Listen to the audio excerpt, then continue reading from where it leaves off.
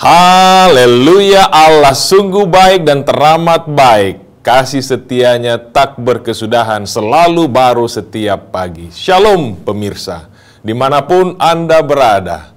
Selamat berjumpa kembali dalam program pencerahan rohani lewat pelajaran Sekolah Sabat. Kali ini kita berjumpa dalam episode yang ke-7 dengan tema Yesus dan orang buangan.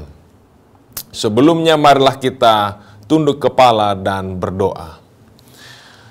Allah di sorga, Allah yang tidak diperanakan, Allah yang tidak memperanakan. Pada saat ini Engkau telah menuntun kami memiliki waktu khusus untuk mempelajari firman. Kiranya Engkau boleh mengutus Rohul Kudus untuk memenuhi hati dan pikiran kami, agar kami dapat mengenal akan rencana Tuhan dalam kehidupan kami. Sebab kami berdoa dalam nama Yesus firman Allah yang hidup. Amin. Pemirsa, dimanapun Anda berada, kalau kita melihat firman Tuhan berkata dalam Yohanes 4 ayat 28 sampai 30. Maka firman Tuhan berbunyi sebagai berikut. Maka perempuan itu meninggalkan tempatnya di situ, lalu pergi ke kota dan berkata kepada orang-orang yang di situ, "Mari, lihat, di sana ada seseorang yang mengatakan kepadaku segala sesuatu yang telah aku perbuat. Mungkinkah dia Kristus?" Maka mereka pun pergi keluar kota lalu datang kepada Yesus. Pemirsa, dimanapun Anda berada, yang menjadi pertanyaan sekarang, mengapakah kita harus sibuk memikirkan orang-orang buangan? Orang-orang yang terpinggirkan. Bagaimanakah Yesus ketika dia hidup di dunia ini mendekati orang-orang dalam golongan tersebut? Bagaimanakah kita saat ini menentukan siapakah orang yang kita anggap penting dan siapakah orang yang kita tidak anggap penting? Apakah saudara dan saya memiliki sikap yang sama kepada setiap orang sebagai makhluk ciptaan Allah? Bagaimanakah kita menilai diri kita sendiri? Pernahkah kita merasa sebagai orang buangan di dalam kehidupan ini? Pemirsa yang dikasihi oleh Tuhan, dimanapun Anda berada, status sosial dapat menciptakan perbedaan dan membuat tembok pemisah antara seorang dengan orang yang lain. Orang yang kaya, orang yang berpendidikan, biasanya menempati kelas yang lebih tinggi. Sementara warga negara biasa yang memiliki moral yang baik dapat digolongkan kepada kelas menengah. Dan selanjutnya, di kelas yang paling bawah, biasanya terdiri dari para pelacur, kriminal, pengemis, gelandangan, dan terlebih khusus lagi orang yang sakit kusta pada zaman Yesus Kristus. Inilah yang menjadi pusat diskusi pelajaran Sekolah Sabat kita pada hari Minggu. Bagaimana perbedaan kelas dan golongan ini mempengaruhi penilaian kita pada diri sendiri maupun terhadap orang lain. Sehingga kita mulai menggolongkan diri kita di dalam salah satu kelas atau golongan yang kita bentuk. Akhirnya kita mengalami kendala dalam pelayanan. Oleh karena adanya tembok-tembok pemisah yang memisahkan kita dari satu golongan ke golongan yang lain. Pada kenyataannya masyarakat yang tersisihkan lebih mudah dijangkau daripada orang yang sombong dan merasa diri benar. Bagaimana aplikasinya dalam kehidupan kita dewasa ini? Pemirsa dimanapun Anda berada, dalam Lukas pasal yang ke-15, Yesus menceritakan 3 perumpamaan. Yang pertama adalah domba yang hilang. Yang kedua adalah mata uang atau dirham yang hilang.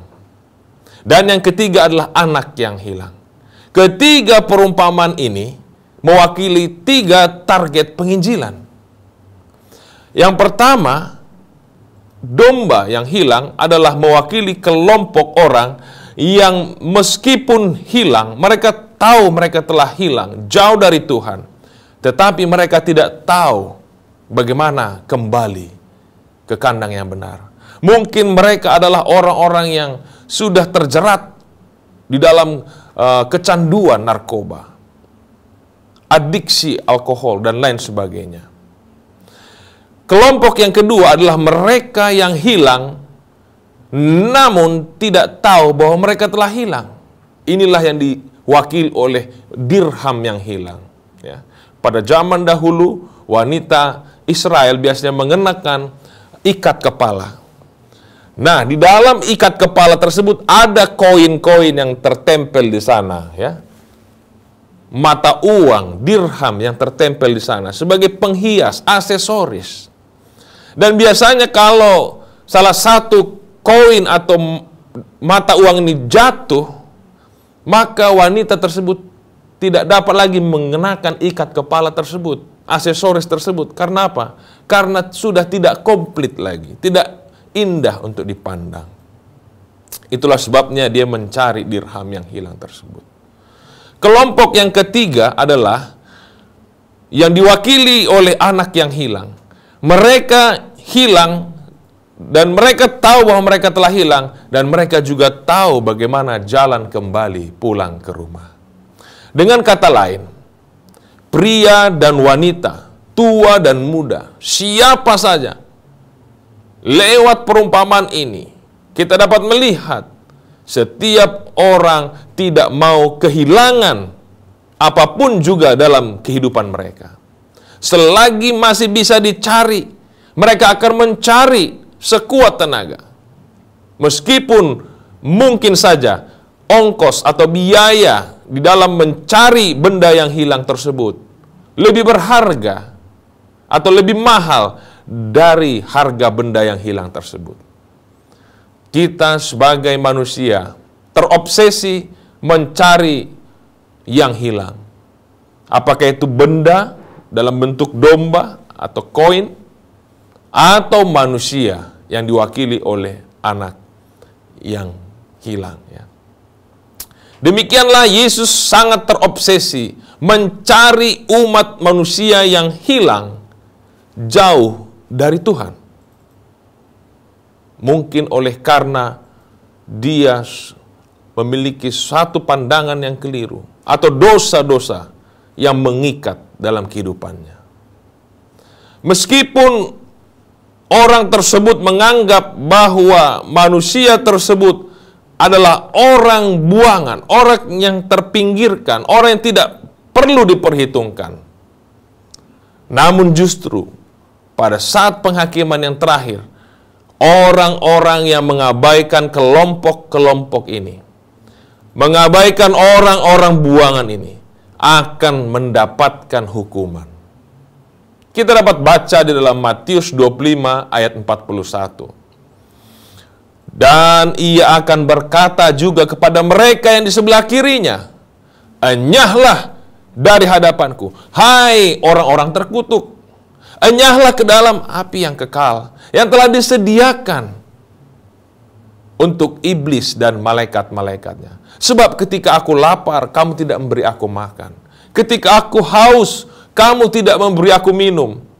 Ketika aku seorang asing, kamu tidak memberi aku tumpangan. Dan ketika aku telanjang, kamu tidak memberi aku pakaian. Ketika aku sakit dan di dalam penjara, kamu tidak melawat aku. Lalu mereka pun akan menjawab dia, katanya, Tuhan, bila manakah kami melihat engkau lapar, atau haus, atau sebagai orang asing, atau telanjang, atau sakit, atau dalam penjara, dan kami tidak melayani engkau? Maka ia akan menjawab mereka, aku berkata kepadamu, di ayat 45, sesungguhnya segala sesuatu yang tidak kamu lakukan untuk salah seorang dari yang paling hina ini, orang-orang yang dianggap orang buangan ini, kamu tidak melakukannya juga untuk aku. Luar biasa, bukan? Di sini kita melihat ada suatu kecenderungan kepada kita umat manusia untuk mengabaikan orang-orang yang tersisihkan, orang-orang pinggiran. Oleh karena mungkin sikap arogansi yang mengotak-ngotakkan masyarakat, ya. Biasanya hal ini timbul oleh karena 3 hal. Yang pertama adalah sifat materialisme. Sifat materialisme ini adalah sifat yang mengutamakan materi, harta benda daripada manusia. Yang kedua adalah sifat legalisme. Legalisme adalah suatu sifat yang mengutamakan performa, karya-karya, pencapaian lebih daripada kedudukan seseorang di hadapan Allah. Sifat yang ketiga adalah elitisme. Elitisme yaitu menganggap dirinya atau kelompok di mana ia bergabung lebih tinggi dari kelompok yang lain. Untuk memahami lebih jauh akan sifat-sifat ini, kita akan lihat sedikit konteks Lukas pasal yang ke-15.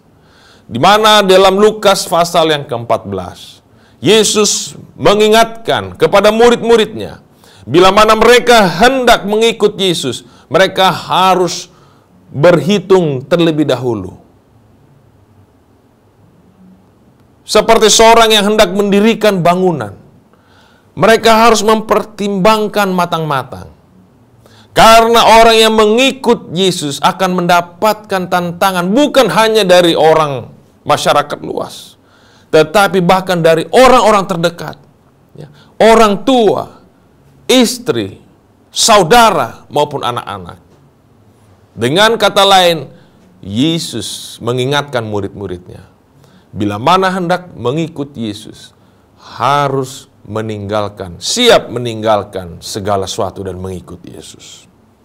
Latar belakang perumpamaan ini juga ialah bagaimana Yesus duduk bersama dengan orang-orang berdosa dan pemungut cukai. Yesus mengajarkan dalam Lukas 14 ayat 13, bagaimana bila mana seseorang ingin mengadakan perjamuan pesta, hendaklah mereka mengundang orang yang cacat, lumpuh, buta, dan orang-orang lain yang dianggap orang buangan. Luar biasa, ya. Kita datang kepada faktor yang pertama, materialisme. Materialisme telah mengkotak-kotakkan manusia kepada golongan kaya dan miskin. Seringkali kita menganggap orang yang miskin sebagai orang buangan. Tetapi tidak kalah seringnya kita menganggap orang yang kaya sebagai orang yang tidak berpengharapan, yang tidak mungkin lagi dijangkau untuk kerajaan sorga. Dan mereka kita perlakukan sebagai orang buangan. Kita berpikir dalam pemikiran kita, kita membuat satu statement bahwa orang kaya sudah tidak merindukan lagi kerajaan sorga. Sebagai contoh adalah kelompok pemungut cukai pada waktu itu. Mereka sangat dibenci oleh karena mereka bekerja untuk pemerintahan Roma, menindas bangsanya sendiri lewat memungut pajak yang cukup berat. Sama seperti pada waktu penjajahan, di mana bangsa Indonesia dijajah oleh kaum penjajah. Bangsa Indonesia membenci saudara-saudaranya yang bekerja untuk company, untuk penjajah. Demikianlah kebencian bangsa Yahudi kepada pemungut cukai, termasuk Sakeus. Faktor yang kedua adalah legalisme. Pelajaran hari Senin berfokus pada peristiwa di mana seorang wanita tertangkap kedapatan berbuat zina. Ini merupakan satu skenario untuk menjebak Yesus sebenarnya. Apa yang kita pelajari dari cara Yesus memperlakukan wanita ini? Dan bagaimana teladan yang Yesus berikan dapat mempengaruhi kehidupan keagamaan kita? Bagaimana hal itu dapat menolong kita membentuk satu sikap dalam berhubungan dengan orang-orang yang bersalah? Biasanya orang yang legalis terlalu sibuk mencari-cari kesalahan orang lain sehingga lupa untuk mengasihi dan mengampuni.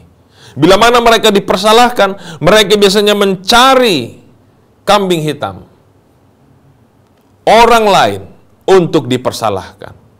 Orang-orang legalis biasanya hidup di dalam bayang-bayang perbuatannya sendiri secara luar. Mereka tidak peduli gejolak apa yang ada dalam hatinya, asalkan mereka bisa melakukan satu performa seperti membayar perpuluhan dan lain sebagainya, membuat satu amal dan kebajikan yang dilihat banyak orang. Itu sudah cukup bagi mereka. Mereka tidak peduli akan hubungan pribadi dengan Tuhan. Sudah barang tentu mereka juga mengalami kesulitan. Oleh karena mereka membandingkan pencapaian yang mereka sudah miliki dibandingkan dengan orang lain. Tentu itu membuat mereka menjadi orang atau golongan yang sombong. Di dalam Markus 5 ayat 1-20, kita juga melihat bagaimana orang yang ada di Gadara, orang yang kerasukan setan, mewakili kelompok orang yang tidak memiliki tempat tinggal. Bagaimanakah masyarakat modern memperlakukan orang yang menderita gangguan jiwa seperti orang di Gadara ini? Orang yang di Gadara ini, yang kerasukan setan ini, mencerminkan atau mewakili kelompok orang yang berada pada titik yang paling rendah oleh karena perbuatan setan. Setan telah merusak citra Allah, gambar Allah dalam kehidupannya. Begitu jauh dia jatuh. Tetapi bagi Yesus tidak ada sesuatu pun yang mustahil. Poin penting yang kita ambil dari cerita ini adalah tidak peduli betapa mahal, betapa parahnya keadaan seseorang karena sakit mental atau kecanduan obat-obatan atau apa saja, itu semua tidak menjadi alasan bagi kita untuk mengabaikan mereka. Itulah pelajaran hari yang ke-Senin. Yang ketiga, selain daripada materialisme dan juga legalisme, ada juga kecenderungan kita membuat satu golongan masyarakat diabaikan atau terabaikan oleh karena ada faham elitisme.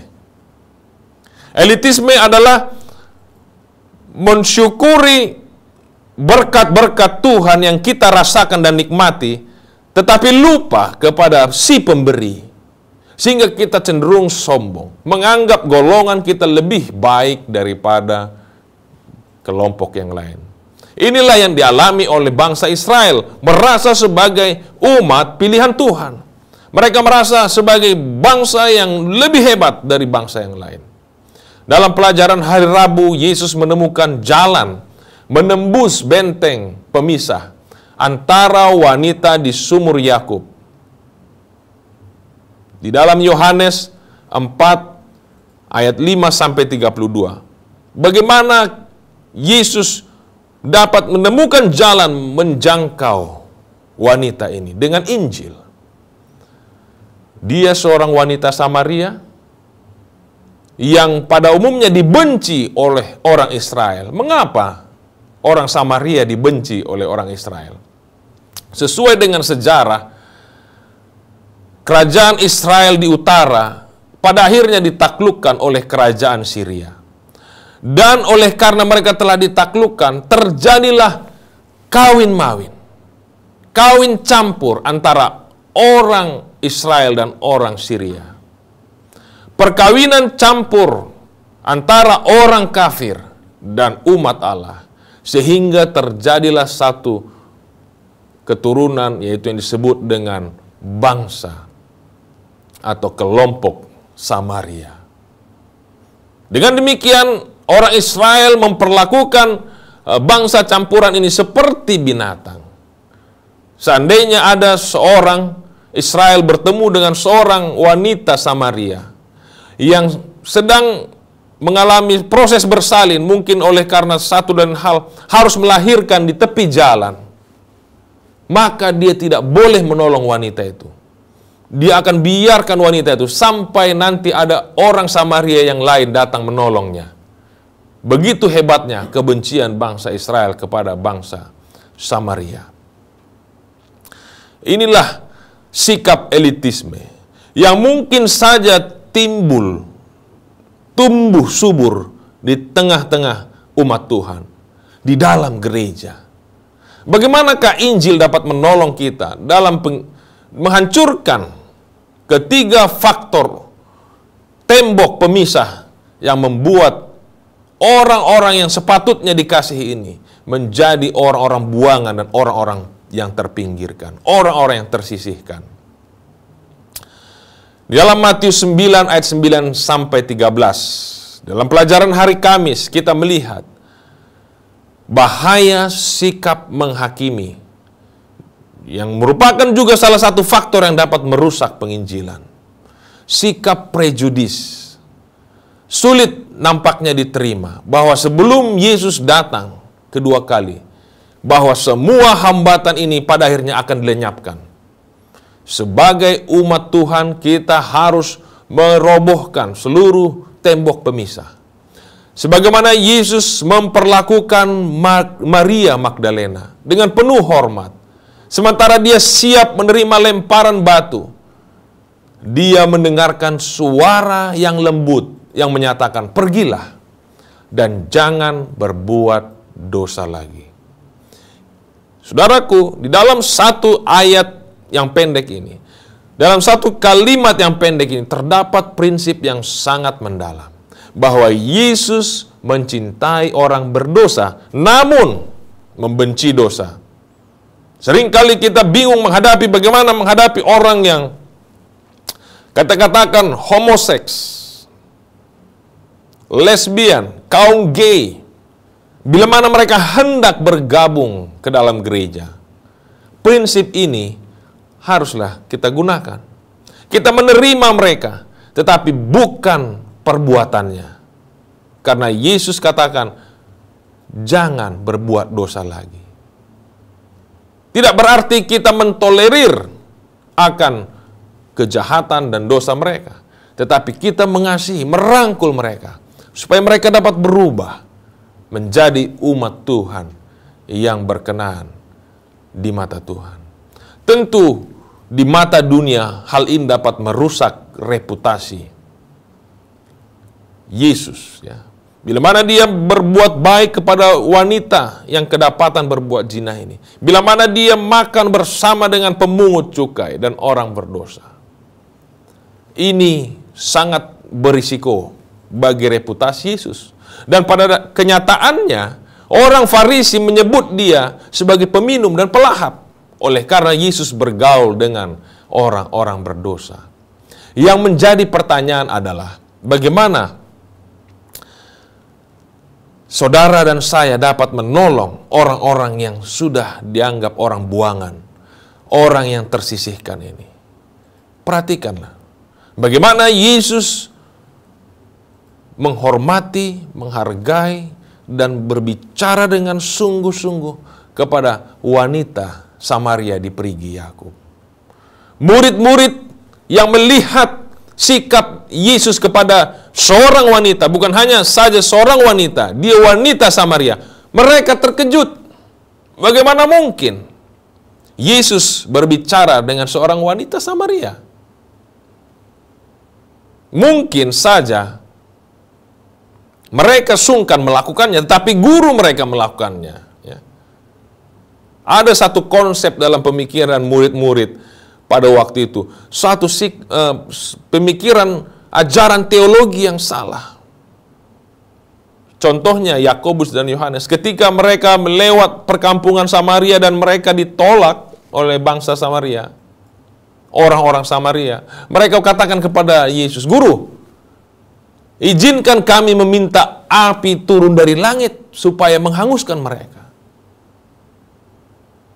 Luar biasa konsep yang sudah merasuki pemikiran murid-murid pada waktu itu. Namun Yesus datang ke dunia, hidup dan matinya dipersembahkan bukan untuk menghakimi, tetapi membebaskan manusia. Pada saat yang sama ada saja orang yang beranggapan bahwa Allah itu adalah Allah yang kejam. Sementara Allah selalu siap mengampuni. Ada saja orang berpikir bahwa Allah itu adalah seorang Allah yang menunggu kapan saja manusia berbuat salah, dia akan menghukum. Bahkan ada saja orang yang mencoba meredakan amarah Allah dengan mengorbankan segala sesuatu, termasuk anak mereka pada waktu itu. Sesungguhnya orang-orang seperti ini adalah orang-orang yang masih belum terbebas dari belenggu dosa, belenggu dusta setan yang mengikat mereka sehingga mereka memiliki satu konsep yang salah tentang karakter dan tabiat Allah. Pikiran orang-orang tersebut selalu dihantui rasa bersalah, sementara sesungguhnya Allah rindu untuk mengampuni dan mengasihi setiap orang yang berdosa. Saudara bisa baca 1 Yohanes 1 ayat yang ke-9 dan Yohanes 3 ayat yang ke-16. Namun sudah menjadi tujuan setan selama ini untuk merampok kebebasan manusia dengan menyembunyikan kebenaran tentang kasih Allah. Bahkan murid-murid yang terdekat sekalipun pernah juga memiliki konsep yang salah ketika berhadapan dengan seorang yang buta sejak lahir. Dalam Yohanes 9 ayat yang kedua, mereka bertanya, "Guru, siapakah yang berdosa? Orang ini atau orang tuanya? Sehingga dia buta sejak lahir." Luar biasa. Mereka berpikir bahwa Allah itu memperlakukan manusia dengan cara yang demikian, yang senang untuk membuat manusia sengsara oleh karena dosa dan kesalahan mereka. Padahal Allah itu adalah Allah yang maha kasih. Yohanes 10 ayat 10 katakan, "Aku datang supaya mereka memiliki hidup dan hidup di dalam kelimpahan." Demikian juga konsep yang dimiliki oleh Petrus. Petrus mengira Allah itu adalah Allah yang kejam, yang suka menjatuhkan hukuman kepada siapa saja yang berbuat kesalahan. Ketika satu kali Petrus dipenuhi rasa bersalah karena menyangkal Yesus, gurunya yang baru saja membasuh kakinya 3 kali, membasuh kakinya, dia sangkal 3 kali. Kemudian dengan perasaan bersalah, Petrus mencoba mengintip, melihat kepada wajah Yesus yang sedang diadili di ruang pengadilan. Dia mengharapkan ada satu ekspresi kemarahan, dendam yang terpancar dari Yesus, wajah Yesus, oleh karena kesalahannya. Namun justru sebaliknya, sangat mengherankan. Dia takjub karena dia tidak melihat sebersit pun kemarahan yang terpancar dari wajah Yesus. Justru dia melihat wajah yang penuh belas kasihan terpancar dari wajah Yesus. Melihat itu Petrus menangis luar biasa. Di dalam Lukas 22 ayat 62. Akhirnya dia mengerti siapakah Allah yang dia sembah itu. Lewat pancaran kasih yang terpancar dari wajah Yesus. Inilah sesungguhnya perasaan yang Allah miliki kepada setiap orang berdosa. Malam itu Petrus menjadi manusia baru. Pemirsa, dimanapun Anda berada, semakin besar perasaan bersalah yang dimiliki oleh setiap manusia, semakin besar juga kebutuhannya untuk datang kepada Juru Selamat yang penuh belas kasihan. Pelayanan di Gerasa memberikan satu pelajaran berharga kepada murid-murid, bahwa tidak peduli betapa dalam pun setan telah merusak citra Allah dalam kehidupan seseorang, Yesus sanggup memulihkannya. Tidak ada kata terlambat, tidak ada yang tidak dapat dilakukan oleh Tuhan. Namun, setiap saat bila mana manusia menolak kuasa Allah bekerja dalam hidupnya, pada saat yang sama, dia atau manusia tersebut telah menyerahkan hidupnya kepada kuasa setan.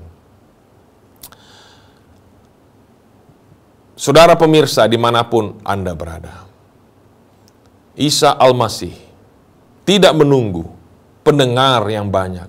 Kepada satu dua orang, dia mau berbicara, menjelaskan akan kabar baik, kabar keselamatan. Bahkan meskipun kepada satu orang pendengar saja, dia berbicara dengan lemah lembut dan sungguh-sungguh. Inilah yang terjadi ketika Isa Al-Masih meluangkan waktunya dengan wanita Samaria di Perigi Yakub. Dia berbicara dengan sungguh-sungguh, dengan serius kepada wanita tersebut. Murid-murid tidak melihat adanya potensi panen, tuaian jiwa-jiwa yang siap untuk dituai. Namun mereka terfokus kepada pekerjaan mereka sendiri, agenda mereka sendiri. Tetapi Yesus sebaliknya melihat bahwa ladang sudah menguning, dan lewat dengan menjangkau wanita Samaria ini, dia dapat menjangkau satu desa, seluruh desa di mana wanita ini tinggal. Yesus mau membuka misteri kebenaran yang terselubung berabad-abad, di mana bangsa-bangsa lain juga turut menjadi ahli waris keselamatan di dalam Yesus Kristus. Inilah pelajaran yang lambat laun akhirnya dipahami oleh murid-murid tersebut.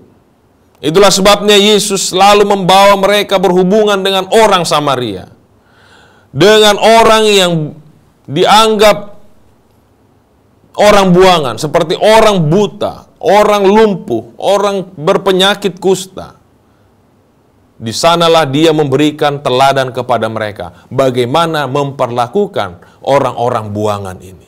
Dia menunjukkan bahwa rahmatnya tidak dibatasi oleh latar belakang, suku, ras, golongan, atau etnis, atau status sosial. Sikap menghakimi adalah satu pola pikir yang dapat merusak cinta seseorang kepada orang lain. Sungguhnya kita bebas memiliki konsep pemikiran apa saja tentang orang lain, termasuk memikirkan kesalahan-kesalahan mereka, kekurangan mereka. Tetapi dalam batas atau sejauh di mana kita masih dapat mengampuni orang tersebut, seperti yang Yesus telah lakukan kepada masing-masing kita. Tetapi kalau kita sudah memikirkan kekurangan orang lain sampai kita memiliki satu konsep, kita tidak dapat lagi mengampuni orang tersebut, atau kita memutuskan untuk tidak berhubungan lagi dengan orang tersebut. Disitulah letaknya kita gagal untuk memperlakukan mereka sebagaimana Yesus telah memperlakukan mereka. Yesus menyamakan dirinya dengan orang buangan. Dia berbicara dengan mereka, berjabatan tangan dengan mereka, makan dengan mereka, dan mengasihi mereka. Saudara pemirsa, dimanapun Anda berada, meskipun sebagai manusia yang berdosa, kita memiliki kecenderungan untuk bergaul, berbicara, makan dengan orang-orang yang kita anggap satu level dengan kita, dan melakukan satu tindakan-tindakan yang diskriminatif dengan orang-orang yang kita anggap tidak satu level dengan kehidupan kita. Ingatlah, pelajaran kita pada saat ini telah memberikan satu pencerahan. Alkitab dengan lugas menyatakan bahwa di hadapan Tuhan tidak ada orang Yahudi atau orang Yunani. Tidak ada orang kaya atau orang miskin. Tidak ada pria atau wanita. Tidak ada tua atau muda. Tidak ada orang berpangkat atau tidak berpangkat. Itulah sebabnya kita tidak boleh menyingkirkan siapapun juga dalam situasi bagaimanapun juga. Karena semua orang adalah calon kerajaan sorga. Dalam konteks peperangan yang besar antara Kristus dan setan, sikap diskriminatif merupakan cara setan untuk mengadu domba dan menaburkan benih lalang di antara gandum, sehingga terciptalah konflik dan kekacauan di dalam gereja. Tugas kita, tugas saudara dan saya, mengajarkan dan menghidupkan kebenaran ini, yaitu bahwa Allah di sorga bukan saja pencipta, tetapi menjadi Bapa rohani bagi segala suku, bangsa, kaum, dan bahasa. Hanya apabila kebenaran ini dipahami dengan sempurna, maka saudara dan saya, kita dapat melihat satu persekutuan yang erat, satu kesatuan di antara umat Allah, suatu keharmonisan di antara saudara bersaudara. Sehingga pada saat itulah kita dikenal sebagai murid-murid Yesus. Sangat mengesankan bagaimana sikap yang Yesus tunjukkan kepada orang kusta, pemungut cukai, pelacur, bahkan orang yang kerasukan setan yang tinggal di pekuburan. Seharusnya lah kita sebagai murid-murid Yesus memiliki sikap yang sama, agar kita pun dapat memuridkan orang-orang buangan, orang-orang pinggiran, mereka yang sudah disisihkan dari masyarakat. Kiranya Tuhan memberkati kita.